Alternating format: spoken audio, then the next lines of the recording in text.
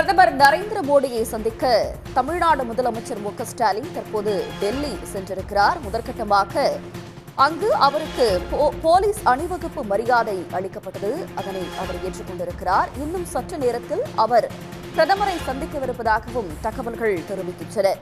Chennai metro ரயிலின் 2ஆம் கட்ட திட்டப்பணிகளுக்கான நிதி ஒதுக்கீடு செய்ய வலியுறுத்த இருப்பதாக கூறப்படுகிறது இந்த சந்திப்பில். அதேபோல ஒருங்கிணைந்த கல்வி திட்டத்தின் கீழ் தமிழ்நாட்டிற்கு வழங்க வேண்டிய 573 கோடி ரூபாயை உடனடியாக விடுவிக்க வேண்டும்.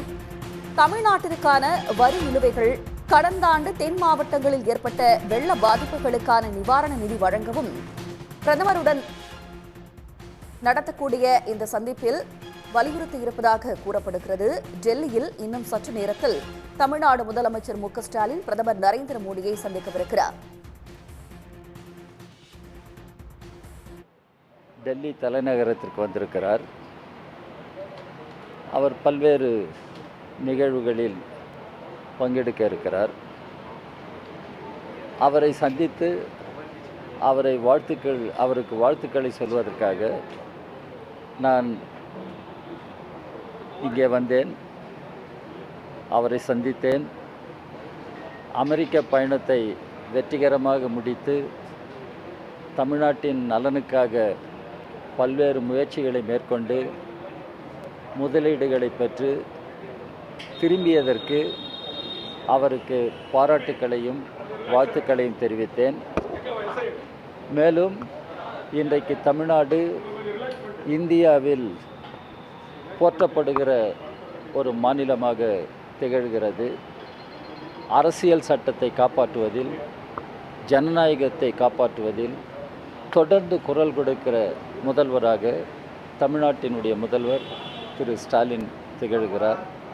அதே போல சமூக நீதி கொள்கைகளை உயர்த்தி பிடிப்பதற்காகவும் மாநில உரிமைகளை காப்பாற்றுவதற்காகவும் தொடர்ந்து போராடி கொண்டிருக்கிறார். அவருடைய தலைமையில் இன்றைக்கு தமிழ்நாடு அரசு மேற்கொள்ளுகிற பல முயற்சிகளின் காரணமாக பல தளங்களில் தமிழ்நாடு ஒரு முன்மாதிரி மாநிலமாக இந்தியா முழுவதிலும் பாராட்டப்படுகிறது, போற்றப்படுகிறது. அவருடைய ஆக்கப்பூர்வமான இந்த நல்ல பணிகள் தொடர வேண்டும். தமிழ்நாடு மேலும் முன்னேற வேண்டும். தமிழ்நாடு தொழில் வளர்ச்சி, விவசாய வளர்ச்சி, பொருளாதார வளர்ச்சியில் தமிழ்நாடு முன்னேற வேண்டும். தமிழ்நாடு போற்றக்கூடிய ஒரு மாநிலமாக அவருடைய தலைமையில் தொடர்ந்து திகழ வேண்டும் என்பதை சொல்லி அவருக்கு இந்திய கம்யூனிஸ்ட் கட்சியினுடைய சார்பில், என்னுடைய சார்பில் அவருக்கு மனம் நிறைந்த பாராட்டுக்களையும் வாழ்த்துக்களையும் சொல்லியிருக்கிறேன். கடந்த 2 மாதங்களில், அதாவது ஜூன் மாதத்திலிருந்து சஞ்சய் சிங் தொடங்கி மணிஷ் சிசோடியா தொடங்கி இப்போ செந்தில் பாலாஜி வரைக்கும் அத்தனை முக்கியமான அரசியல் கட்சிகளுடைய தலைவர்களும் இடியுடைய வழக்குகள் வந்து பிணை பெற்று வந்திருக்கிறாங்க. தொடர்ந்து இதை எப்படி பார்க்குறீங்க? இந்த போக்கை எப்படி பார்க்குறீங்க? எங்களுடைய கட்சி இந்திய கம்யூனிஸ்ட் கட்சி, அதே போல் பல்வேறு கட்சிகள் தொடர்ந்து சொல்லி வருகிறோம்.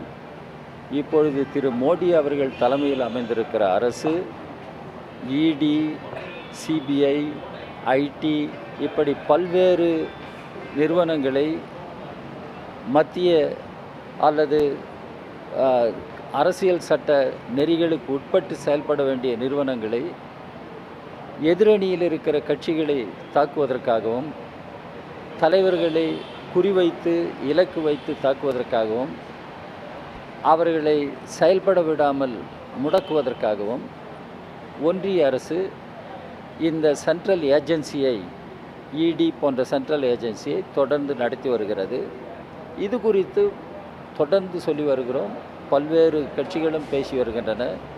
இன்னும் சொல்லப்போனால் நீதித்துறையிலும் சில நேரங்களில் அவர்களுடைய விசாரணை, இன்வெஸ்டிகேஷன் எப்படி இருக்கிறது என்பது பற்றியெல்லாம் கருத்து சொல்லியிருக்கிறார்கள். எனவே இன்றைக்கு நீதித்துறையின் மூலம், ஜுடிஷியரி மூலம் கைதானவர்கள் பலரும் இன்றைக்கு பெயில் பெற்று வெளியே வருகிறார்கள். இதுவே இந்த அரசாங்கம் எடுக்கிற முடிவுகள், இந்த அரசாங்கம் செயல்படுவது எவ்வளவு அரசியல் நோக்கத்தோடு இருக்கிறது என்பதை காட்டுகிறது. நாம் தொடர்ந்து காத்திருப்போம். ஏனென்றால் ஒன்றிய அரசினுடைய தவறான கொள்கைகள் இன்றைக்கு முறியடிக்கப்பட வேண்டும்.